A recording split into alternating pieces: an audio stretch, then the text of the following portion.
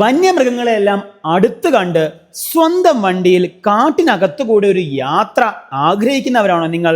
എങ്കിൽ നിങ്ങൾക്കുള്ളതാണ് ഈ ഒരു വീഡിയോ. യാത്രാ പ്രേമികൾക്ക് ഒരിക്കലും മടുക്കാത്തൊരു റൂട്ട്. ഒരു ദിവസം കൊണ്ട് പോയി വന്നതാണ്. പക്ഷെ നമ്മൾ യാത്ര ചെയ്യുന്നതോ 3 സംസ്ഥാനങ്ങളിലൂടെ. ഒരു ദിവസം കൊണ്ട് 3 സംസ്ഥാനങ്ങളിലൂടെ യാത്ര ചെയ്യുന്നത് കൊണ്ട് തന്നെ 3 വ്യത്യസ്ത ആചാരങ്ങളും 3 വ്യത്യസ്ത രുചികളും നമുക്ക് ആസ്വദിക്കാൻ പറ്റും. തുടങ്ങാം. മീശക്കാരന്റെ കൂടെ ഒരു യാത്ര.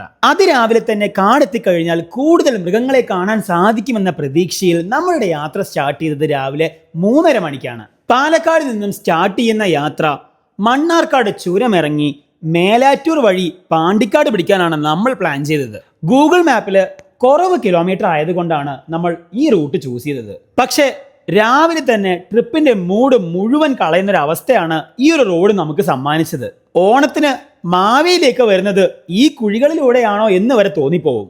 ഈ ഒരു യാത്ര നിങ്ങൾ പ്ലാൻ ചെയ്യുകയാണെങ്കിൽ തീർച്ചയായും ചെർപ്പുളശ്ശേരി പെരിന്തൽമണ്ണ വഴി പാണ്ടിക്കാട് പോകുന്നതാണ് ഏറ്റവും എളുപ്പം. 5 കിലോമീറ്റർ കൂടുതലാണെങ്കിലും 5 മിനിറ്റ് കുറവ് സമയത്ത് നമുക്ക് പാണ്ടിക്കാട് എത്താം. അങ്ങനെ ഈ ഒരു ദുർഘടമായ റോഡ് കഴിഞ്ഞ് പാണ്ടിക്കാട് നിന്നും വലത്തേക്കുള്ള വഴിയെടുത്ത് നമ്മൾ നേരെ ചെന്ന് കയറുന്നത് മലപ്പുറം ജില്ലയിലെ ചാലിയാർ നദിയുടെ തീരത്തുള്ള നിലമ്പൂരിലേക്കാണ്.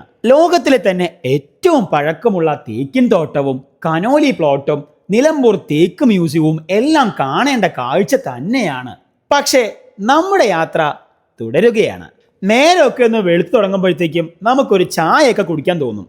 പക്ഷേ നമ്മൾ യാത്ര ചെയ്ത ദിവസം ഭാരത് ബന്ദ് ആയതുകൊണ്ട് തന്നെ കടകളൊന്നും ഉണ്ടായിരുന്നില്ല. കടകൾ മാത്രമല്ല, വണ്ടികളും കുറവായിരുന്നു. അതുകൊണ്ട് തന്നെ റോഡും കാലിയായിരുന്നു. വീണ്ടും ആ ഒരു യാത്രാ വൈബൊക്കെ തിരിച്ചു പിടിച്ച് നമ്മൾ നേരെ വഴിക്കടവിൽ നിന്നും നാടുകാണി ചുരം കയറാൻ പോവുകയാണ്. അങ്ങനെ ചെക്ക് പോസ്റ്റും കഴിഞ്ഞ് നമ്മൾ കാട് കയറി തുടങ്ങി. പറയുമ്പോൾ എല്ലാം പറയണല്ലോ, ഇവിടുത്തെ റോഡൊക്കെ നല്ലതാണ് കേട്ടോ. ഇവിടുന്ന് നമ്മൾ അത്യാവശ്യം വണ്ടികൾ കാണാൻ തുടങ്ങി. ചുരം കയറി തുടങ്ങിയ ഉടൻ തന്നെ ഇരുവശങ്ങളിലായിട്ട് ആനയുണ്ട് സൂക്ഷിക്കുക എന്നൊരു ബോർഡും കൂടെ നമുക്ക് കാണാം. വഴിയരികിൽ ഇതുപോലെ കോടമഞ്ഞിൽ പൊതിഞ്ഞു നിൽക്കുന്ന പ്രകൃതിയുടെ മനോഹര കാഴ്ച കാണുമ്പോൾ ആരായാലും മീശക്കാരനെ പോലെ നോക്കി നിന്നു പോകും. ഇതുപോലുള്ള കാഴ്ചകൾ നമ്മളുടെ മനം കുളിർക്കുമെങ്കിൽ പോലും ഇവിടെയൊന്നും നിന്ന് അധികം സമയം കളയരുത് എന്ന് മാത്രമേ പറയാനുള്ളൂ. കാരണം നമ്മളെയും കാത്ത് ഇതിലും വലിയ കാഴ്ചകളാണ് ഇനി കാത്തിരിക്കുന്നത്. അങ്ങനെ അധിക സമയം അവിടെ ചെലവഴിക്കാതെ നമ്മുടെ യാത്ര വീണ്ടും തുടർന്നു. വഴിയരികില് ഇതുപോലെ ലോറികൾ നിൽക്കുന്ന ഒരു കാഴ്ച കണ്ടാൽ മലയാളികൾ അറിയാതെയെങ്കിലും അർജുനെ ഒന്ന് ഓർത്തു പോകും. ചുരം കയറുമ്പോൾ മുതൽ നമ്മൾ ആനയുണ്ട് എന്ന ബോർഡ് കാണാം. പക്ഷേ അത് ഒരിക്കലും അവഗണിക്കരുത്. ഈ ഒരു കാഴ്ച കാണുമ്പോൾ നമുക്കത് മനസ്സിലാക്കാൻ പറ്റും. നല്ല ഫ്രഷ് ആനപ്പെണ്ണങ്ങളാണ് വഴി മുഴുവൻ നമുക്ക് കാണാൻ സാധിച്ചത്. ഓരോ വളവ് തിരിയുമ്പോഴും ഈ മുന്നിൽ പോകുന്ന കാറുകളും നമ്മളും ഉൾപ്പെടെ ഒന്ന് ബ്രേക്ക് ചവിട്ടി പതിയാണ് പോയിരുന്നത്. കാരണം അത്രയധികം ഫ്രഷ് ആനപ്പെണ്ണങ്ങളായിരുന്നു നമുക്ക് റോഡ് സൈഡിൽ കാണാൻ സാധിച്ചത്. പക്ഷേ നിർഭാഗ്യവശാൽ നമുക്ക് ഒരു ആനയെയും ആ വഴി കാണാൻ സാധിച്ചില്ല. അതുകൊണ്ട് തന്നെ ഈ വഴി യാത്ര ചെയ്യുന്നവർ ഒരു കാരണവശാലും റോഡ് സൈഡിൽ വണ്ടി നിർത്തരുത്. അങ്ങനെ കുറച്ച് ദൂരം കൂടെ യാത്ര ചെയ്താൽ നമ്മൾ കേരളം വിടും. ഇനി നമ്മൾ തമിഴ്നാട്ടിലേക്ക്. അപ്പൊ നമ്മുടെ ജഗതി ചേട്ടൻ പറഞ്ഞതുപോലെ welcome to Tamil Nadu, nice to meet you. പക്ഷേ ഇപ്പോഴും നമ്മൾ കാട് കഴിഞ്ഞിട്ടില്ല കേട്ടോ. ഇനി കുറച്ച് ദൂരം കൂടെ പോകണം. പിന്നീടുള്ള യാത്രയിൽ നമുക്ക് തേയിലത്തോട്ടങ്ങളും ചെറിയ ചെറിയ വീടുകളും അങ്ങനെ ഒരുപാട് മനോഹര കാഴ്ചകളും നമുക്ക് കാണാം. ഇവിടെ നിന്ന് ഗൂഡല്ലൂരിലേക്ക് വരുന്നത് വെറും 11 കിലോമീറ്റർ ആണ്. ഈ ഒരു ജംഗ്ഷനിൽ നിന്ന് ഇടതുഭാഗത്തേക്കുള്ള വഴി എടുത്തു കഴിഞ്ഞാൽ വെറും 123 കിലോമീറ്റർ ആണ് നമ്മുടെ കോഴിക്കോട്ടേക്കുള്ളത്. അതുകൊണ്ട് തന്നെ കോഴിക്കോട്ടുകാർക്കും ഒരു ദിവസം വന്നു പോകാൻ പറ്റിയ ഒരു ലൊക്കേഷനാണ് കേട്ടോ ഇത്. അപ്പോഴത്തേക്കും ചെറിയ രീതിയിൽ സൂര്യനൊക്കെ ഉദിച്ചു കഴിഞ്ഞു. യാത്ര ഇഷ്ടപ്പെടുന്നവർക്ക് ഇപ്പൊ തന്നെ നല്ല വൈബ് അടിച്ചു തുടങ്ങും. കാരണം അത്രയധികം മനോഹരമായ ഒരു വഴിയിലൂടെയാണ് നമ്മുടെ യാത്ര. ഇത്രയും നേരം കാട്ടിലൂടെയുള്ള യാത്ര ആയതുകൊണ്ട് തന്നെ വണ്ടി എങ്ങും നിർത്താൻ സാധിച്ചിരുന്നില്ല. പക്ഷേ ഇതുപോലൊരു വൈബ് സ്ഥലം വരുമ്പോൾ എന്തായാലും വണ്ടിയൊക്കെ ഒന്ന് നിർത്തി 1-2 ഫോട്ടോ എടുത്തിട്ടേ ആരായാലും യാത്ര കണ്ടിന്യൂ ചെയ്യും. തേയിലത്തോട്ടങ്ങളും കുഞ്ഞു കുഞ്ഞു അരുവികളും ഇതുപോലുള്ള ഫ്രെയിമുകളും എല്ലാം നമുക്ക് ഇവിടെ നിന്ന് കിട്ടും. ഇവരുടെ കളിയും ചിരിയും എല്ലാം കാണുമ്പോൾ കുറച്ച് സമയം ഇവിടെ നിന്ന് ഇവരെ നോക്കാൻ നമുക്ക് തോന്നും. പക്ഷേ അങ്ങനെ ചെയ്യരുത്. നേരെ ഗൂഡല്ലൂരിലേക്ക്.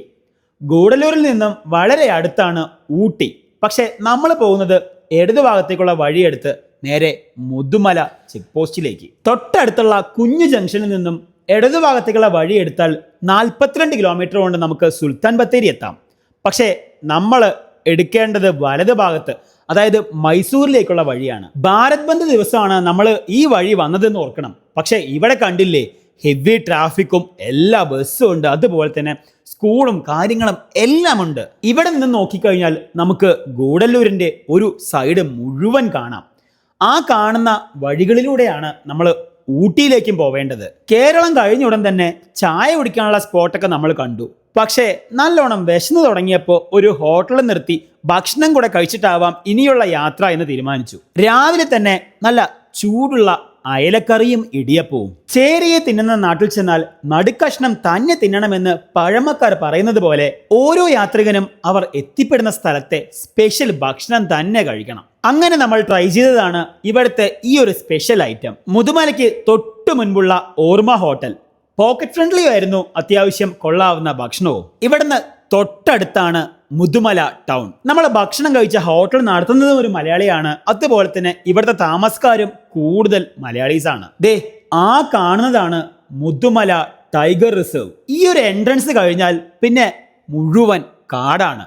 അതുകൊണ്ട് തന്നെ വാഷ്റൂം ഒക്കെ യൂസ് ചെയ്യാൻ പ്ലാൻ ഉണ്ടെങ്കിൽ ഇവിടെ നിന്ന് തന്നെ എല്ലാം ഫിനിഷ് ചെയ്തിട്ട് വണ്ടി എടുക്കാൻ മാക്സിമം ശ്രമിക്കുക. ബ്രേക്ക്ഫാസ്റ്റും കഴിഞ്ഞ് നമ്മൾ ഇവിടെ എത്തിയപ്പോഴത്തേക്കും സമയം 8:30. ഒരുപാട് സ്കൂൾ കുട്ടികൾ ബസ് കാത്തു നിൽക്കുന്ന ഒരു കാഴ്ച. ഈ ഒരു സമയത്താണ് നമുക്കിടയിലേക്ക് ഞാവൽപ്പഴം വിൽക്കാൻ കൊണ്ടുവന്നത്. അതും കാട്ടിനകത്ത് നിന്നും പറിച്ച ലൈവ് ഞാവൽപ്പഴം വിൽക്കുന്ന ഈ ചേട്ടന്മാർ നമ്മുടെ ഫോളോവേഴ്സ് ആണ്. അത് ഇറങ്ങി ചെന്നപ്പോഴാണ് നമുക്ക് മനസ്സിലായത്. ചെറിയ ഫോളോവേഴ്സ് എന്നല്ല കേട്ടോ, നല്ല കട്ട ഫോളോവേഴ്സ്. എല്ലാ വീഡിയോയും കാണും, അതും ഫാമിലി ആയിട്ട്.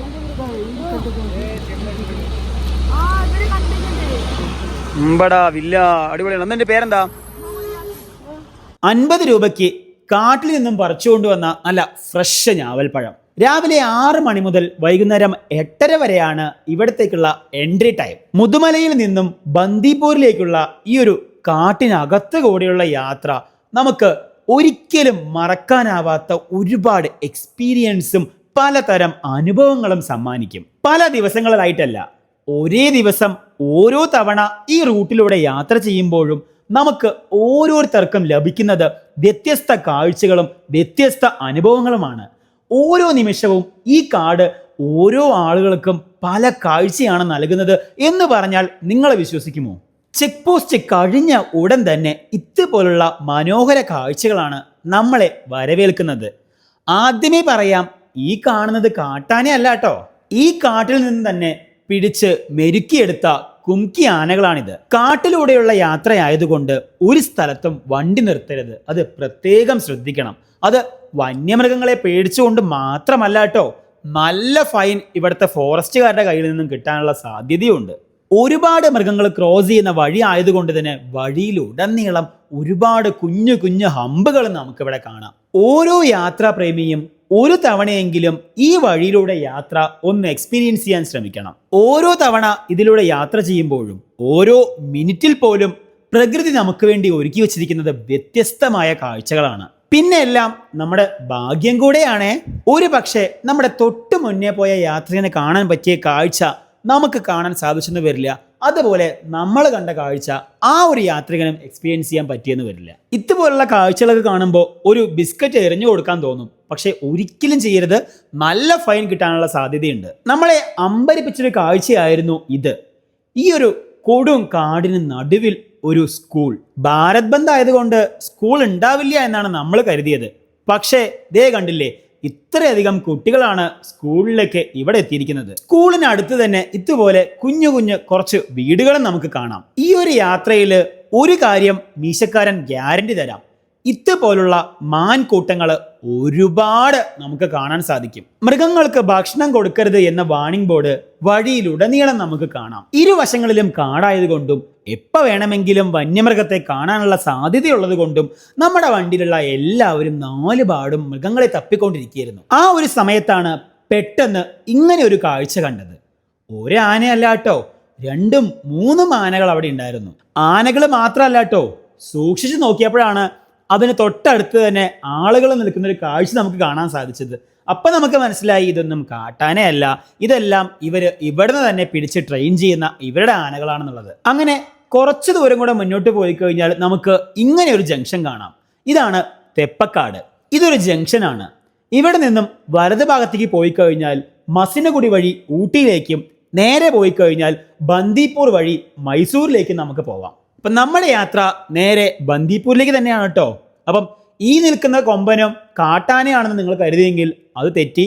പക്ഷേ നമ്മളുടെ പ്രതീക്ഷകൾ ഇവിടെ ഒന്നും അവസാനിക്കുന്നില്ല. കാരണം ഇത് മുഴുവൻ കാടാണ്. അപ്പം നമുക്കുള്ള കാഴ്ചകൾ എവിടെയെങ്കിലൊക്കെ പ്രകൃതി ഒരുക്കി വെച്ചിട്ടുണ്ടാവുമെന്ന വിശ്വാസത്തിൽ മുന്നോട്ട് ഓരോ തവണ ഇതിലൂടെ യാത്ര ചെയ്യുമ്പോഴും ഇവിടം സമ്മാനിക്കുന്നത് വ്യത്യസ്ത അനുഭവങ്ങളാണെന്ന് പറഞ്ഞത് വെറുതെ അല്ല. കാരണം മീശക്കാരൻ ഈ വഴി നടത്തുന്ന രണ്ടാമത്തെ യാത്രയാണിത്. ഇന്ന് ഈ ഒരു പച്ചപ്പും പ്രകൃതിയുടെ മനോഹാരിതയുമാണെങ്കിൽ അന്നത്തെ യാത്ര സമ്മാനിച്ചത് ഉണങ്ങി വരേണ്ട മരങ്ങളും ചെടികളുമായിരുന്നു. നമ്മുടെയൊക്കെ നാട്ടിൻപുറങ്ങളിൽ ഒഴിച്ചുകൂടാൻ പറ്റാത്തൊരു കാഴ്ചയാണ് ആട്ടിൻകൂട്ടങ്ങളൊക്കെ മേയുന്നത്. പക്ഷെ ഇവിടെ വന്നു കഴിഞ്ഞാൽ നേരെ തിരിച്ചാണ്. ഇതുപോലുള്ള മാൻകൂട്ടങ്ങളാണ് നമ്മളെ വരവേൽക്കുന്നത്. ഇതുപോലുള്ള കാഴ്ചകളൊക്കെ കാണുമ്പോൾ വണ്ടി നിർത്തി ഒന്ന് ആസ്വദിക്കാൻ നമുക്ക് തോന്നും. ഒരു കാരണവശാലും വണ്ടി നിർത്തരുതേ, നല്ല പിഴ കിട്ടും. അധികം സ്പീഡിൽ പോവാതിരിക്കാൻ പല സ്ഥലങ്ങളിലും സ്പീഡ് ബ്രേക്കർ ഹമ്പുകൾ നമുക്ക് കാണാം. അതുകൊണ്ട് തന്നെ ഹമ്പ് ഇല്ലാത്ത സ്ഥലങ്ങളിലൂടെ കുറച്ച് സ്പീഡിൽ പോകാൻ എല്ലാവരും ശ്രമിക്കും. പക്ഷേ അങ്ങനെ ഒരിക്കലും ചെയ്യരുത്.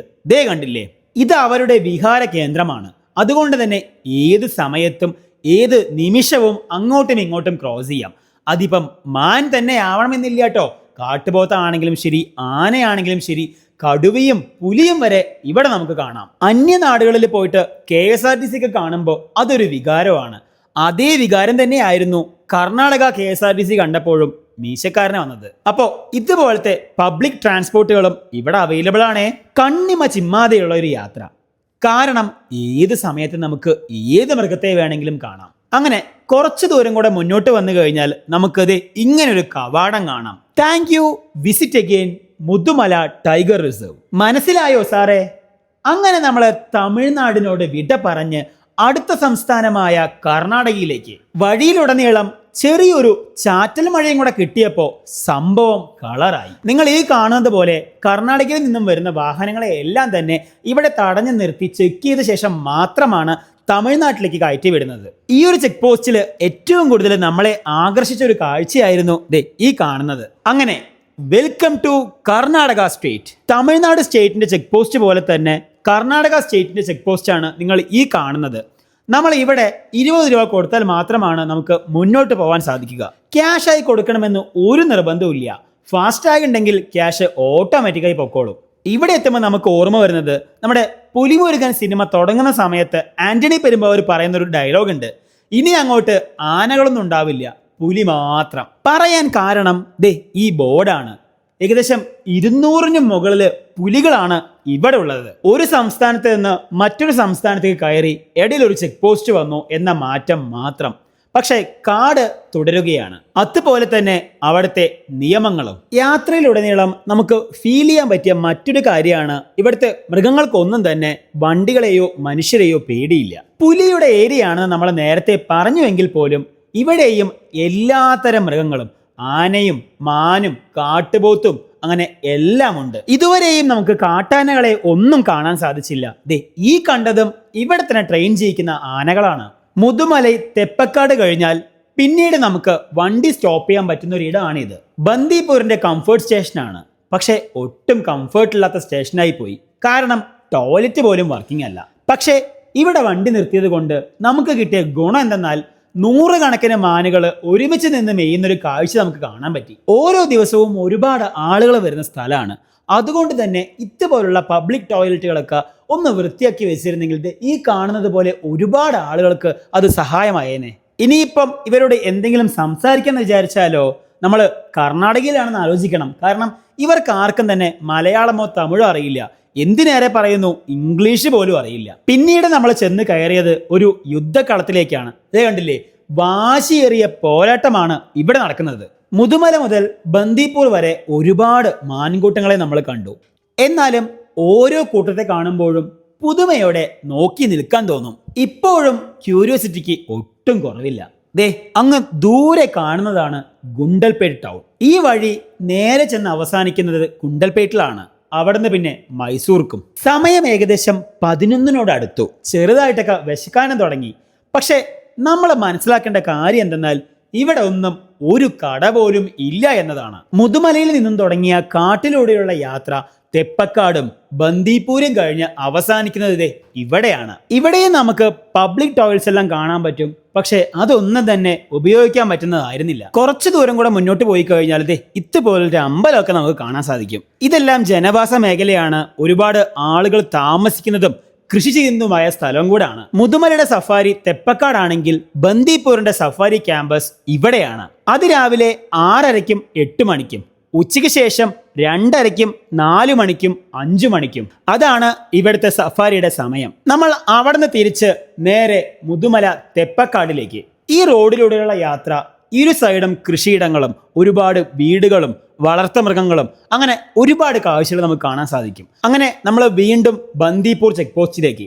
ഇവിടെ 20 രൂപ കൊടുത്താൽ മാത്രമാണ് നമുക്ക് അകത്തേക്ക് പ്രവേശിക്കാനാവൂ. ഈ ഒരു ചെക്ക് പോസ്റ്റ് വന്യമൃഗങ്ങൾക്ക് വേണ്ടി മാത്രമുള്ളതാണോ എന്ന് തോന്നിപ്പോകും. കാരണം ഒരു ഭാഗത്ത് ജനവാസ മേഖല, വളർത്തുമൃഗങ്ങൾ, കൃഷിയിടങ്ങൾ, മറുഭാഗത്ത് ആനയും പുലിയും കരടിയും തുടങ്ങിയ കാട്ടുമൃഗങ്ങളും. ചരക്ക് വണ്ടിയിൽ നിന്നും വീഴുന്ന അരിയും ധാന്യങ്ങളും പെറുക്കി തിന്നാൻ വേണ്ടി ഇവരെപ്പോഴും റോഡിന് നടുവിൽ തന്നെ ഉണ്ടാവും. അതുകൊണ്ട് വളരെ കെയർഫുള്ളായി മാത്രം ഡ്രൈവ് ചെയ്യുക. വന്യമൃഗങ്ങളെ കാണുമെന്ന ഗ്യാരണ്ടിയോടുകൂടി ആരും തന്നെ ഇങ്ങോട്ട് വരരുതേ. കാരണം യാത്ര ഇഷ്ടപ്പെടുന്ന ഓരോരുത്തർക്കും ഇവിടം സ്വർഗമാണ്. നമ്മൾ ഇനി എങ്ങോട്ടാണെന്നല്ലേ? അതെ, റീൽസിലൊക്കെ ട്രെൻഡിങ് ആയ ആ ഒരു സ്ഥലത്തേക്കാണ് നമ്മുടെ ഇനിയുള്ള യാത്ര. മസിനഗുഡി വഴി ഊട്ടിയിലേക്ക്. പക്ഷെ നമ്മൾ ഊട്ടിയിലേക്ക് പോകുന്നില്ല. ആ ഒരു വൈറൽ റോഡിലൂടെയുള്ള ഒരു യാത്ര എക്സ്പീരിയൻസ് ചെയ്യുക. അത് മാത്രമാണ് നമ്മുടെ ഉദ്ദേശം. ബന്ദിപ്പൂർ നാഷണൽ പാർക്കിന്റെ വെബ്സൈറ്റ് വഴി ബുക്ക് ചെയ്ത് കഴിഞ്ഞാൽ ഇവിടെ താമസിക്കാൻ പറ്റുമെന്നാണ് അറിയാൻ കഴിഞ്ഞത്. ഒരു ദിവസം ഇവിടെ സ്റ്റേ എടുക്കുകയാണെങ്കിൽ ഒരു പക്ഷേ ലൈഫിൽ ഒരിക്കലും മറക്കാൻ പറ്റാത്ത ഒരുപാട് അനുഭവങ്ങൾ ഇവിടെ നിന്ന് കിട്ടാനുള്ള സാധ്യതയുണ്ട്. തിരിച്ചു വരുന്ന വഴി നമ്മൾ അധികം ഷൂട്ടൊന്നും ചെയ്യാൻ നിന്നില്ല. നേരെ വന്നു, നമ്മളുടെ ബന്ദിപ്പൂർ ചെക്ക് പോസ്റ്റ് കഴിഞ്ഞു. വീണ്ടും വെൽക്കം ടു തമിഴ്നാടു. നമ്മൾ അങ്ങോട്ട് പോകുമ്പോൾ കണ്ട അതുപോലെ തന്നെയാണ് കർണാടകയിൽ നിന്നും വരുന്ന ഓരോ വണ്ടികളെയും നിർത്തി പരിശോധിച്ച ശേഷം മാത്രമാണ് തമിഴ്നാട്ടിലേക്ക് കയറ്റിവിടുന്നത്. എത്രയും പെട്ടെന്ന് ആ ഒരു വൈറൽ റോഡിലേക്ക് എത്തുക, അതായിരുന്നു നമ്മുടെ ലക്ഷ്യം. അത് മാത്രമല്ല, എന്തെങ്കിലും കഴിക്കാനോ കുടിക്കാനോ കിട്ടണമെങ്കിലും നമ്മൾ അവിടെ തന്നെ എത്തണം, അതായത് മസിനഗുഡി. ഇനി ക്യാമറ എടുക്കില്ല എന്ന് തീരുമാനിച്ചതാണ്. പക്ഷേ ഇതുപോലുള്ള മനോഹര കാഴ്ചകൾ കാണുമ്പോൾ അത് പകർത്താതിരിക്കാനും നിങ്ങളുടെ മുന്നിലേക്ക് എത്തിക്കാതിരിക്കാനും മീശക്കാരന് കഴിഞ്ഞില്ല. മൺസൂൺ സമയത്ത് വന്നതുകൊണ്ട് തന്നെയാണ് ഇത്രയധികം പച്ചപ്പും മനോഹാരിതയും നമുക്ക് ഇവിടെ കാണാൻ കഴിഞ്ഞത്. അധികം ഷൂട്ട് ചെയ്തില്ല എന്ന് മാത്രമേ ഉള്ളൂ. പക്ഷേ വണ്ടിയുടെ വേഗത കൂട്ടാൻ നമുക്ക് അനുവാദം ഉണ്ടായിരുന്നില്ല. ഒരുപാട് ഹമ്പുകൾ ഉണ്ടായിരുന്നു. ഇടയിലിടയിൽ ഒരുപാട് മാൻകൂട്ടങ്ങളെ നമുക്ക് കാണാൻ സാധിച്ചു. പക്ഷേ വേറൊരു മൃഗത്തെയും കാണാൻ സാധിച്ചതുമില്ല. അങ്ങനെ ഈ മാൻകൂട്ടങ്ങളെ എല്ലാം കണ്ട് നമ്മൾ വീണ്ടും തെപ്പക്കാടിലേക്ക്. തെപ്പക്കാട് ഫോറസ്റ്റിന്റെ കീഴിൽ ഇവിടെ ഒരു എലിഫന്റ് ക്യാമ്പ് ഉണ്ട്. വൈകുന്നേരങ്ങളിൽ അവിടെ ആനയൂട്ടം നടക്കാറുണ്ട്. ഇവിടുന്ന് ഊട്ടിക്ക് വെറും 36 കിലോമീറ്റർ മാത്രമേ ദൂരമുള്ളൂ. അങ്ങനെ നമ്മൾ ആ ഒരു വൈറൽ റോഡിലേക്ക് എൻ്റർ ചെയ്തിരിക്കുകയാണ്. മസിനഗുഡി വഴി ഊട്ടിയിലേക്ക് ഒരു യാത്ര. ഈ ഒരു സമയമാകുമ്പോഴത്തേക്കും എല്ലാവർക്കും നല്ലോണം വിശന്നു തുടങ്ങി. അതുകൊണ്ട് തന്നെ ആദ്യം കാണുന്ന ഹോട്ടൽ തേടിയായിരുന്നു പിന്നീടുള്ള യാത്ര. അതിനിടയിലാണ് നമ്മുടെ വഴി മുടക്കി ഈ ഒരാള് റോഡ് ക്രോസ് ചെയ്ത് പോയത്. അങ്ങനെ നമ്മൾ മസിനഗുഡി എത്തി. ആദ്യം കണ്ട ഹോട്ടലിൽ തന്നെ കയറി. നല്ല വിശപ്പുള്ളത് കൊണ്ട് തന്നെ വേഗം ഭക്ഷണം കിട്ടാനായി നമ്മൾ അവിടെ നിന്ന് മീൽസ് ആണ് പറഞ്ഞത്. ടൂറിസ്റ്റ് കേന്ദ്രമാണെന്ന് അറിയാം, അതുകൊണ്ട് വലിയ എക്സ്പെക്ടേഷൻ ഒന്നും ഉണ്ടായിരുന്നില്ല. പക്ഷേ സ്പെഷ്യൽ ഒന്നും പറയാത്തത് കൊണ്ട് തന്നെ അവിടുത്തെ ചേട്ടന് വലിയ മൈൻഡില്ലാത്തതുപോലെ തോന്നി. വെള്ളം പോലത്തെ കുറേ അധികം കറികളും ഒരേ ഒരു കൂട്ടും. ഇതിന് ഇവർ ചാർജ് ചെയ്തത് 160 രൂപയാണ്. ഭക്ഷണം നല്ലതാണെങ്കിൽ കുഴപ്പമില്ലായിരുന്നു. ഒരു ബിലോ ആവറേജ് ഫുഡ് എന്ന് തന്നെ പറയാം. ഭക്ഷണവും ആവറേജ്, വിലയോ നല്ല കൂടുതലും. അങ്ങനെ അവിടെ നിന്നിറങ്ങി നമ്മൾ മസിനഗുഡി വഴി ഊട്ടിയിലേക്കുള്ള റോഡിലൂടെ കുറച്ച് ദൂരം അങ്ങ് യാത്ര ചെയ്തു. ഇതുവരെ കാര്യമായിട്ടുള്ള വന്യമൃഗങ്ങളെയൊന്നും കാണാത്തത് കൊണ്ട് തന്നെ നമ്മുടെ അടുത്ത പ്ലാൻ എന്ന് പറയുന്നത് തെപ്പക്കാട് നിന്നും ഒരു ജംഗിൾ സഫാരി എടുക്കാനായിരുന്നു. 2:30-ക്കാണ് ജംഗിൾ സഫാരി സ്റ്റാർട്ട് ചെയ്യണത്. ആ ഒരു സമയമാവാത്തത് കൊണ്ട് കുറച്ച് ദൂരം മസിനഗുഡി വഴി ഊട്ടിയിലേക്ക് പോവാം എന്ന് പ്ലാൻ ചെയ്തു. പക്ഷേ ഒരുപാട് ദൂരം പോകാൻ കഴിഞ്ഞില്ല. അതിനു മുമ്പ് തന്നെ നമ്മൾ തിരിച്ച് മസിനഗുഡി വഴി തെപ്പക്കാടിലേക്ക്. നമ്മൾ ഫുഡ് കഴിച്ച ഹോട്ടൽ മാത്രമല്ല, വേറെയും ഒരുപാട് കുഞ്ഞു കുഞ്ഞു കടകൾ നമുക്കിവിടെ കാണാൻ കഴിഞ്ഞു. ഇതെല്ലാം കണ്ടപ്പോൾ ഇവിടെ നിന്ന് എവിടെന്നെങ്കിലും കഴിച്ചാൽ മതിയായിരുന്നു എന്നൊരു തോന്നൽ കൂടെ നമുക്കുണ്ടായി. മുതുമല തെപ്പക്കാടിലെയും ബന്ദിപ്പൂരിലെയും ജംഗിൾ സഫാരി അല്ലാതെ ഈ ഒരു മസനഗുഡിയിൽ ഒരുപാട് ജീപ്പ് ഡ്രൈവേഴ്സ് അവരുടെ സ്വന്തം ജീപ്പുമായിട്ട് ജംഗിൾ സഫാരിക്ക് നിൽക്കുന്നുണ്ടായിരുന്നു. ഒന്ന് ബാർഗെയിൻ ചെയ്താൽ അത്യാവശ്യം കുറഞ്ഞ റേറ്റിൽ നമുക്ക് ഇവിടെ നിന്ന് ഒരു ജംഗിൾ സഫാരി എടുക്കാം. പക്ഷെ നമ്മുടെ ലക്ഷ്യം തെപ്പക്കാട് എന്നുള്ള ജംഗിൾ സഫാരി ആയതുകൊണ്ട് നമ്മൾ നേരെ അങ്ങോട്ട് വിട്ടു. അതിന്റെ പ്രധാന കാരണം മുതുമല ഫോറസ്റ്റിനും ബന്ദിപ്പൂർ ഫോറസ്റ്റിനും മാത്രമാണ് ഉൾക്കാടിലേക്ക് പോകാനുള്ള അനുവാദമുള്ളത്. ഫോറസ്റ്റുകാർ തന്നെയാണ് നമ്മളെ അങ്ങോട്ട് കൊണ്ടുപോകുന്നതും. അങ്ങനെ നമ്മൾ തെപ്പക്കാടെത്തി വണ്ടി പാർക്ക് ചെയ്തു. ഇവിടെ നമ്മൾ നേരിടുന്ന പ്രധാന പ്രശ്നം എന്തെന്നാൽ വണ്ടിയുടെ മുകളിൽ കയറി ഡാൻസ് കളിക്കുന്ന കുരങ്ങന്മാരാണ്. നമ്മൾ കയറി ചെല്ലുമ്പോൾ ഒരു ടീം സഫാരിക്കായി പോകുന്നുണ്ടായിരുന്നു. ഓരോ ദിവസവും ജംഗിൾ സഫാരിയിൽ അന്നന്നാൾ കാണുന്ന മൃഗങ്ങളുടെ ലിസ്റ്റ് ഈ ഒരു ബോർഡിൽ അപ്ഡേറ്റ് ചെയ്യും. കഴിഞ്ഞ തവണ വന്ന് കണ്ടതുകൊണ്ടാവാം ഈ ഒരു ബോർഡ് നമ്മളെ വല്ലാതെ നിരാശപ്പെടുത്തി. ജീപ്പും ജിപ്സിയും വാനും അങ്ങനെ 3 വാഹനങ്ങളിലാണ് നമുക്ക് സഫാരിക്ക് പോകാൻ പറ്റുക. ഉൾക്കാട്ടിൽ പോയിട്ട് പോലും ഇന്നത്തെ യാത്രയിൽ പോയവർ കണ്ടത് 1-2 ആനയും കുറച്ച് മാനുകളും മാത്രം. അതുകൊണ്ട് തന്നെ സഫാരി ക്യാൻസൽ ചെയ്ത് നമ്മൾ തിരിച്ചിറങ്ങി. ഇനി നമ്മൾ എന്ത് ചെയ്യുമെന്ന് ആലോചിച്ച് നിൽക്കുന്ന സമയത്താണ് താഴ്ന്നൊരു ജീപ്പ് ഡ്രൈവർ നമ്മളെ പ്രോപ്പറായിട്ട് ഗൈഡ് ചെയ്തത്. പാലക്കാട്ടേക്കാണ് പോവേണ്ടതെന്ന് പറഞ്ഞപ്പോൾ നിങ്ങൾ സത്യമംഗലം വഴി തിരികെ ഇറങ്ങൂ, അവിടെ ഒരുപാട് മൃഗങ്ങളെ നിങ്ങൾക്ക് കാണാൻ സാധിക്കുമെന്ന് അദ്ദേഹം പറഞ്ഞു. 2:30 മണി ആയതേ ഉള്ളൂ. ഏകദേശം 5.5 മണിക്കൂർ യാത്ര ചെയ്താൽ സത്യമംഗലം വഴി നമുക്ക് പാലക്കാടേക്ക് എത്താം. അപ്പം അദ്ദേഹം പറഞ്ഞത് ശരിവെച്ചുകൊണ്ട് നമ്മൾ വീണ്ടും ബന്ദിപ്പൂരിലേക്കും ഗുണ്ടൽപേട്ടിലേക്കും. ഇത്തവണ നമ്മൾ ഏകദേശം 1000 മാനിനെ കണ്ടിട്ടുണ്ടെങ്കിൽ ലാസ്റ്റ് ടൈം നമ്മൾ വന്നപ്പോൾ 10,000 മാനിനെയാണ് നമ്മൾ ഇവിടുന്ന് കണ്ടത്. മാത്രമല്ല ഒരുപാട് ആനകളെയും കാട്ടുപോത്തിനെയും എല്ലാം നമ്മൾ കണ്ടിരുന്നു. കഴിഞ്ഞ തവണ ഇവിടെ വന്നപ്പോൾ ആ ഒരു ബോർഡിൽ കണ്ട മൃഗങ്ങളുടെ ലിസ്റ്റ് പ്രകാരമാണ് നമ്മൾ ജംഗിൾ സഫാരി ചൂസ് ചെയ്തത്.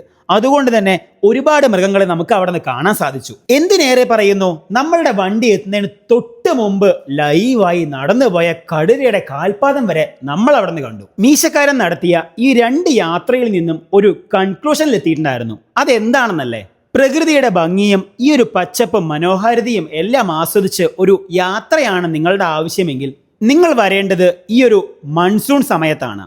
ഇനി അതല്ല, വന്യമൃഗങ്ങളെല്ലാം കണ്ട് ഒരു അഡ്വഞ്ചർ റൈഡാണ് നിങ്ങളുടെ ആവശ്യമെങ്കിൽ നിങ്ങൾ വരേണ്ടത് സമ്മർ സീസണിലും.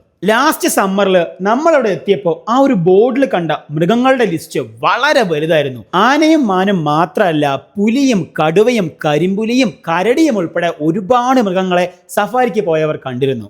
അങ്ങനെ നമ്മുടെ ഈ യാത്രയിൽ അവിചാരിതമായിട്ട് കുറച്ച് അകലെയാണെങ്കിലും ഈ ഒരാളെയും കൂടെ നമുക്ക് കാണാൻ സാധിച്ചു. ഒരുപാട് അകലെ ആയിരുന്നിട്ട് പോലും ഇങ്ങനെയൊരു കാഴ്ച കണ്ടപ്പോൾ നമ്മളും ഹാപ്പിയായി. സത്യം പറഞ്ഞാൽ രാവിലെ 8:30 കാട്ടിൽ കയറിയതാണ്. സമയം ഇപ്പം ഏകദേശം 3-3:30 ഇതുവരെ ആയിട്ടും ഒരു കാട്ടാനയെ പോലും കണ്ടില്ല എന്ന വിഷമം നല്ലോണം എല്ലാവർക്കും ഉണ്ട്. ആ സങ്കടത്തിന് അധികം ആയുസുണ്ടായിരുന്നില്ല.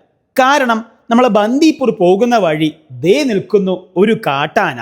ഒരെണ്ണമാണെന്നാണ് നമ്മൾ ആദ്യം കരുതിയത്. പക്ഷേ തൊട്ടു പുറകിൽ അതിൻ്റെ കുഞ്ഞുണ്ടായിരുന്നു. ഉച്ചയൂണ് കഴിഞ്ഞാൽ ഒരു ഉറക്കം, അത് നിർബന്ധമാണെന്ന് പറയുന്നത് പോലെയായിരുന്നു ഇവരുടെ ഈ ഒരു കാഴ്ച. എല്ലാവരും ഒരുമിച്ച് നിന്ന് മെയ്യുന്ന കാഴ്ചയാണ് നമ്മൾ രാവിലെ കണ്ടതെങ്കിൽ ഇപ്പം നമ്മൾ കാണുന്നത് എല്ലാവരും ഒരുമിച്ച് റെസ്റ്റ് എടുക്കുന്ന ഒരു കാഴ്ചയാണ്. മാനുകൾ കൂട്ടത്തോടെ റോഡ് ക്രോസ് ചെയ്യുന്നത് കൊണ്ട് തന്നെ അവയ്ക്ക് സുഗമമായി കടക്കാൻ നമ്മളും വഴിയൊരുക്കി. അങ്ങനെ മാനുകളോട് വിട പറഞ്ഞ് നമ്മൾ ഇനി നേരെ ചെല്ലുന്നത് ബന്ദിപ്പൂരും കഴിഞ്ഞ് ഗുണ്ടൽപേട്ടും അതുപോലെ തന്നെ വീരപ്പന്റെ സത്യമംഗലം കാട് വഴി താഴോട്ടിറങ്ങി പാലക്കാട്ടേക്ക്. ബന്ദിപ്പൂർ ചെക്ക് പോസ്റ്റ് കഴിഞ്ഞാൽ പിന്നെ ഇരുവശങ്ങളിലും കൃഷിയിടങ്ങൾ മാത്രമാണ്. അതിലൊന്നായിരുന്നു ഈ കാണുന്ന സൂര്യകാന്തി തോട്ടം. സൂര്യകാന്തി മാത്രമല്ല കേട്ടോ, ഒരുപാട് തരം പൂക്കളും ചെറിയുള്ളിയും അങ്ങനെ ഒരുപാട് കൃഷികൾ നമുക്ക് അവിടെ കാണാൻ സാധിച്ചു. ഇൻസ്റ്റന്റ് ടീ കയ്യിൽ കരുതിയത് കൊണ്ട് തന്നെ അതൊരെണ്ണം ഗ്ലാസ്സിലേക്ക് ഒഴിച്ച് നമ്മുടെ യാത്ര വീണ്ടും തുടർന്നു. കർണാടകയിലെ കുഞ്ഞു കുഞ്ഞു ടൗണുകളും ചെറിയ ചെറിയ വീടുകളും ഒരുപാട് കൃഷിയിടങ്ങളും റോഡ് സൈഡിലും മുഴുവൻ നമുക്ക് കാണാൻ സാധിച്ചു. അതിനിടയ്ക്കാണ് നമ്മൾ ഇങ്ങനൊരു കാഴ്ച കണ്ടത്. അപ്പം എന്താണെന്ന് അറിയാനുള്ള ക്യൂരിയോസിറ്റി കൊണ്ട് വണ്ടി നിർത്തി നോക്കിയപ്പോഴാണ് തേൻ കൃഷിയും ലൈവായിട്ട് തേൻ കൊടുക്കുന്ന ഒരു സ്ഥലവുമാണെന്ന് നമുക്ക് മനസ്സിലായത്. ഇതിലെ ഒരു ഫ്രെയിമിലെ തേനിന് ഇവര് പറഞ്ഞ വില 1800 രൂപയായിരുന്നു. ഇതിന് തൊട്ടടുത്ത് തന്നെ സൂര്യകാന്തി വിളഞ്ഞു നിൽക്കുന്ന പാടങ്ങളും. ഈ കാഴ്ചകളെല്ലാം കണ്ട് നമ്മൾ നേരെ ഗുണ്ടൽപേട്ടിലേക്ക്. രാവിലെ കുറച്ച് സമയം മണ്ണാർക്കാട് നിന്നും മേലാറ്റൂർ വഴി പാണ്ടിക്കാട് എത്തുന്നവരുള്ള റോഡ് മാത്രമായിരുന്നു നമുക്ക് പ്രശ്നമായിട്ടുണ്ടായിരുന്നത്. അതിനുശേഷം ഇതുവരെയും എല്ലാ റോഡുകളും സുഗമമായ യാത്രയാണ് സമ്മാനിച്ചത്. അങ്ങനെ ആദ്യം കാണുന്ന ജംഗ്ഷനിൽ നിന്നും വലതുഭാഗത്തേക്കാണ് നമുക്ക് തിരിയേണ്ടത്. ഇവിടെ എത്തിയപ്പോഴാണ് നമുക്കൊരു കാര്യം ഓർമ്മ വന്നത്. ഇന്ന് ഭാരത് ബന്ദ് ആണെന്നുള്ളത്. ശരിക്കും പറഞ്ഞാൽ അതിനെ കേരള ബന്ദ് എന്ന് വേണം വിളിക്കാൻ. കാരണം ഇവിടെ ഭാരത് ബന്ദ് പോയിട്ട് ചെറിയൊരു പണിമുടക്കിന്റെ പ്രതീതി പോലും ഉണ്ടായിരുന്നില്ല. ഓഫീസുകളും സ്കൂളുകളും കോളേജുകളും ബസ്സുകളും എന്തിനേറെ പറയുന്നു ട്രാഫിക് വരെ എല്ലാ ദിവസത്തെയും പോലെ തന്നെയായിരുന്നു ഇവിടെ. കർണാടകയുടെ ഉൾഗ്രാമങ്ങളിലൂടെയായിരുന്നു നമ്മളുടെ ഈ ഒരു യാത്ര. അതുകൊണ്ട് തന്നെ ഒരുപാട് നല്ല കാഴ്ചകളും നമുക്ക് ഇവിടെ നിന്ന് കാണാൻ സാധിച്ചു. ടൗണ് കഴിഞ്ഞപ്പോൾ അധികം ആളുകളും ഇല്ല, ബഹളങ്ങളും ഇല്ല. വഴി തെറ്റിയോ എന്ന് വരെ സംശയിച്ചു പോയി. പക്ഷേ ഗൂഗിൾ മാപ്പിന്റെ സഹായത്തോടു കൂടി തന്നെ നമ്മൾ മുന്നോട്ട്. മൺസൂൺ സമയമായിട്ട് പോലും ഈ സ്ഥലങ്ങളെല്ലാം തന്നെ വളരെ ഡ്രൈ ആയിട്ടാണ് നമുക്ക് ഫീൽ ചെയ്തത്. പിന്നീടുള്ള നമ്മുടെ യാത്ര കോയമ്പത്തൂർ ബാംഗ്ലൂർ NH948 ആയിരുന്നു. വൈകുന്നേരം സ്കൂളൊക്കെ വിടുന്ന സമയമായതുകൊണ്ട് തന്നെ റോഡിലെല്ലാം അത്യാവശ്യം നല്ല തിരക്ക്. രാവിലെ 3:30 തുടങ്ങിയ യാത്രയാണ്. ഈ സമയമായിട്ടും ഒട്ടും മടുപ്പില്ല. അതിന് പ്രധാന കാരണം ഈ വന്ന റോഡുകൾ തന്നെയാണ്. ലഞ്ച് വലിയ ഗുണമില്ലാത്തത് കൊണ്ട് തന്നെ ഈ ഒരു സമയമായപ്പോഴത്തേക്കും എല്ലാവർക്കും നല്ലോണം വിശന്നു തുടങ്ങി. ഇതുപോലൊരു കുഞ്ഞു കട കണ്ടപ്പോൾ ആദ്യം ഒന്ന് സംശയിച്ചു. ഇറങ്ങിച്ചെന്ന് നോക്കിയപ്പോഴോ അവരുടെ ആ ഒരു സ്നേഹത്തിന് മുന്നിൽ ഇവിടെ നിന്ന് തന്നെ കഴിക്കാമെന്ന് തീരുമാനിച്ചു. ഈ കാണുന്നതാണ് അവരുടെ മോൻ. മോന് വയ്യാത്തത് കൊണ്ട് തന്നെ എന്നും വീട്ടിൽ പോവാൻ ഇവർക്ക് സാധിക്കാറില്ല. അതുകൊണ്ട് തന്നെ ഇതിനകത്ത് തന്നെയാണ് ഇവരുടെ താമസവും ബിസിനസ്സും എല്ലാം. കയ്യിലുണ്ടായിരുന്ന കുറച്ചധികം ചോക്ലേറ്റ് ആ ഒരു കുഞ്ഞു മോന് കൊടുക്കാനും നമ്മൾ മറന്നില്ല. അവനും ഹാപ്പി, നമ്മളും ഹാപ്പി. നമ്മളുടെ മുഖത്തെ യാത്രാക്ഷീണം കൊണ്ടാവാം ഉണ്ടായിരുന്ന കുറച്ച് ഭക്ഷണം നമുക്ക് ചൂടാക്കി നല്ല ഫ്രഷ് ആയിട്ടാണ് ആ ചേച്ചി സെർവ് ചെയ്തത്. കുഞ്ഞു കടയാണെങ്കിലും അവരുടെ ആ ഒരു സ്നേഹം നമ്മുടെ വയറ് മാത്രമല്ല മനസ്സും നിറയ്ക്കും. അങ്ങനെ അവരോട് യാത്രയും പറഞ്ഞ് നമ്മൾ നേരെ സത്യമംഗലത്തേക്ക് പോകുന്ന വഴിയിലെല്ലാം ഈ കാണുന്നത് പോലെ ഒരുപാട് പൂക്കളുടെ കൃഷി നമുക്ക് കാണാൻ സാധിച്ചു. ഈ കാണുന്നതാണ് ഫോറസ്റ്റിലേക്ക് കയറാനുള്ള കർണാടകയുടെ ചെക്ക് പോസ്റ്റ്. കർണാടകയിൽ നിന്നും കേരളത്തിലേക്ക് ചരക്കുമായി വരുന്ന ഒരുപാട് ലോറികളുടെ തിരക്കായിരുന്നു ഈ ഒരു ചെക്ക് പോസ്റ്റിൽ. ഇവിടെ നമ്മൾ 20 രൂപയുടെ പാസ് എടുക്കണം. ഇവിടെ ഫാസ്ടാഗ് വർക്കാവില്ല, ക്യാഷ് തന്നെ കൊടുക്കണം. ഇവിടെയുള്ള ഉദ്യോഗസ്ഥരോട് ചോദിച്ചപ്പോൾ ഇനി മൃഗങ്ങളെ ഒന്നും കാണാൻ സാധിക്കില്ല എന്നാണ് ഇവര് പറഞ്ഞത്. പക്ഷേ ആ പറഞ്ഞത് അക്ഷരാർത്ഥം തെറ്റാണെന്നുള്ളത് കയറിയ ഉടനെ തന്നെ നമുക്ക് മനസ്സിലായി. കുറച്ച് മാനുകളെയും കണ്ട് മുന്നോട്ട് പോയപ്പോൾ നിൽക്കുന്നു വഴിയരികിൽ തന്നെ വലിയൊരു കാട്ടാന. ഇത്രയും നേരം ആനകളെ കാണാത്തൊരു ക്ഷീണം ഈ ഒരു കാട്ടുകൊമ്പൻ തീർത്തു എന്ന് വേണമെങ്കിൽ പറയാം. പിന്നെയും കുറച്ചധികം മാനുകൾ. ഈ ഒരു മൺസൂൺ ആയിട്ട് പോലും നേരത്തെ കണ്ട ആ ഒരു ഡ്രൈ ഏരിയ പോലെ തന്നെയാണ് ഈ ഒരു സ്ഥലവും നമുക്ക് ഫീൽ ചെയ്തത്. മുതുമല ബന്ദിപ്പൂർ പോലെ കാലി റോഡുകളായിരുന്നില്ല ഇവിടെ നമുക്ക് സമ്മാനിച്ചത്. അത്യാവശ്യം നല്ല രീതിയിൽ ട്രാഫിക്കും നല്ല രീതിയിൽ വണ്ടികളും ഇവിടെ നമുക്ക് കാണാൻ കഴിഞ്ഞു. അങ്ങനെ കർണാടകയോട് വിട പറഞ്ഞ് വീണ്ടും നമ്മൾ തമിഴ്നാട്ടിലേക്ക്. അത്യാവശ്യം ട്രാഫിക്കും ഉണ്ട്, നേരവും ഇരുട്ടി തുടങ്ങി. അതുകൊണ്ട് തന്നെ ഇനി മൃഗങ്ങളെയൊന്നും കാണാൻ സാധിക്കില്ല എന്ന് മനസ്സിലാക്കിക്കൊണ്ട് തന്നെയാണ് തമിഴ്നാട്ടിലേക്ക് നമ്മൾ കടന്നത്. പക്ഷേ ആ ധാരണ തെറ്റാണെന്ന് ഏകദേശം 500 മീറ്റർ യാത്ര ചെയ്യുമ്പോഴത്തേക്കും ഈ ഒരു റോഡ് നമുക്ക് മനസ്സിലാക്കി തന്നു. 1-2 മാനകളല്ല, ഒരു കൂട്ടം ആനകളായിരുന്നു ഇവിടെ നമ്മൾ കണ്ടത്. അങ്ങനെ ആ ഒരു കാഴ്ച കണ്ട് കുറച്ച് ദൂരം കൂടെ മുന്നോട്ട് പോകുമ്പോഴത്തേക്കും നിൽക്കുന്നു മറ്റൊരു കുട്ടിയാന. ഈ ഒരു കുട്ടിയാന റോഡിലേക്ക് ഫേസ് ചെയ്ത് റോഡിന്റെ അടുത്ത് തന്നെയാണ് നിന്നിരുന്നത്. വളരെ പെട്ടെന്ന് തന്നെ അതിന് റോഡിലേക്ക് എത്താൻ സാധിക്കും. അതുകൊണ്ട് തന്നെ ഈ വഴിയിലൂടെ യാത്ര ചെയ്യുന്നവർ വളരെയധികം ശ്രദ്ധിക്കണം. മുതുമല ബന്ദിപ്പൂർ പോലെ മുഴുവനും കാടായ ഒരു സ്ഥലമല്ല ഈ റോഡ്. കുറച്ച് കാടും പിന്നൊരു ടൗണും, അങ്ങനെയാണ് ഈ ഒരു റോഡിന്റെ രൂപഘടന. ഇത്രയധികം തിരക്കുള്ള റോഡായിട്ട് പോലും റോഡിന്റെ തൊട്ടടുത്ത് തന്നെ ഇതുപോലുള്ള ഒരുപാട് കാഴ്ചകൾ നമുക്ക് ഈ റോഡിൽ നിന്നും കാണാൻ സാധിച്ചു. റോഡിൽ നിന്നും അത്ര അടുത്താണ് ഈ ഒരു കുട്ടി കൊമ്പൻ നിന്നിരുന്നത്. നല്ലോണം ഇരുട്ടി തുടങ്ങി നമ്മൾ ചുരമിറങ്ങാനും. കുത്തനെയുള്ള ഇറക്കമാണ്. ആദ്യം തന്നെ നിങ്ങൾ അത് ശ്രദ്ധിക്കണം. കൂടാതെ വലിയ വലിയ ചരക്ക് ലോറികൾക്ക് ഒരു പക്ഷേ ബ്രേക്ക് ജാമായി കഴിഞ്ഞാൽ ഇതുപോലെ ഇടിച്ചു നിർത്തേണ്ട അവസ്ഥ വരെ വന്നേക്കാം.